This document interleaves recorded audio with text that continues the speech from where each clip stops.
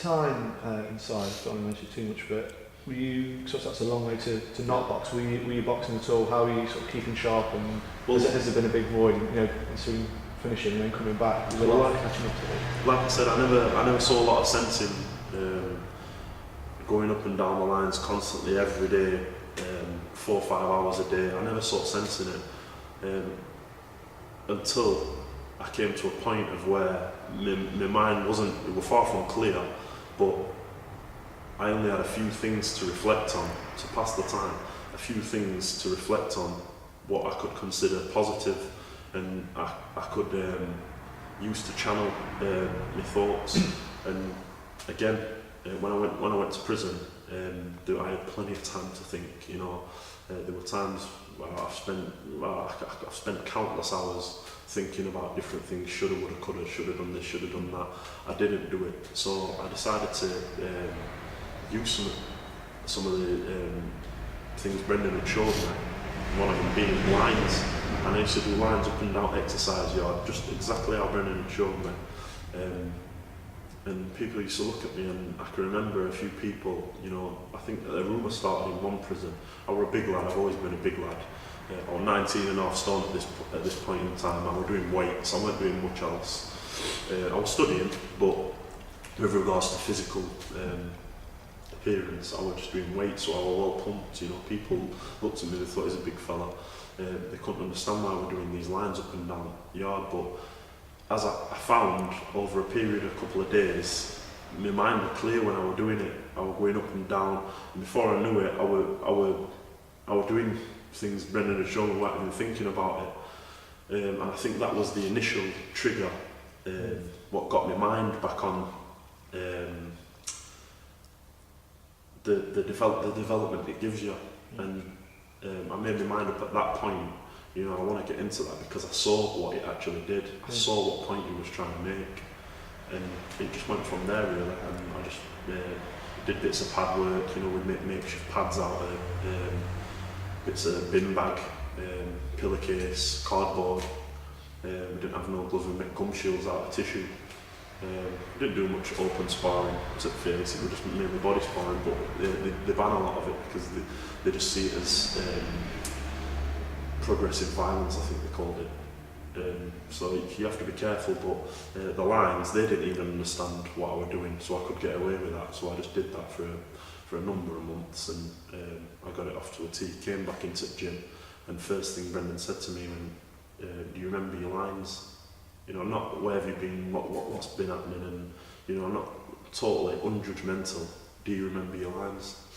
I think I do, Brent. I got back on lines and he went, fantastic. And then we had a few lessons to talk about, we had a few things, and we've gone over things, in depth, and things are going well, better than I ever dreamed. So people inside saw it as progressive violence, and you've done, so you had a bit of a violent past. Is boxing giving you something to channel your aggression? Definitely. Well, I think as not only as I could label myself as an aggressive type of character, but I'm not. It's a lot of kids today, they'll be labelled as aggressive characters, but they're not. Some of the kids what come in here, you see them, they come in, and they can't string a sentence together. And again, techniques Brendan uses, developed over a long time, they're proven to work because you just apply little things that say, right, can you do me a favour? And they'll say, what's that?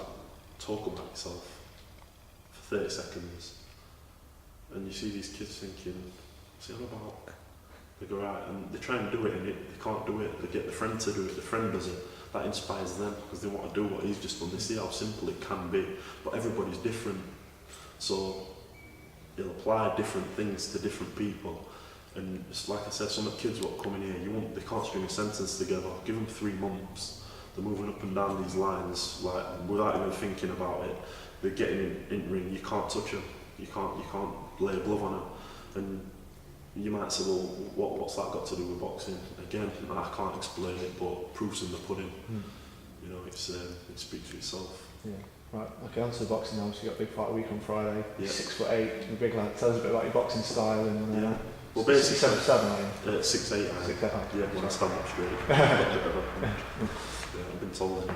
But Yeah, I've put all the hours in. Like I said, I'm training from 6 o'clock in the morning till 6:30 at night. We have breaks for dinner and what have you, but we're training 3 times a day, all day, every day. And as much as I'd like to say to you, well, yeah, I'm a big lad, I can fight,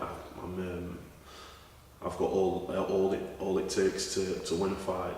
I realised when I first come out of prison, I thought I could fight. I get in the ring with 10 stone, 8 stone guys, and they run circles around you and they're banging you to the body and you think you've been hit by a bus.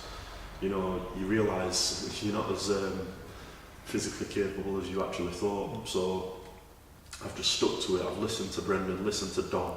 Dom tells me what to eat, how to train, when to sleep, what time to get up, what to drink. Brendan would come in, like I said, we're cleaning up around the place, we're talking every day. He'll take me on pads, show me footwork, show me different moves to try. I just listen.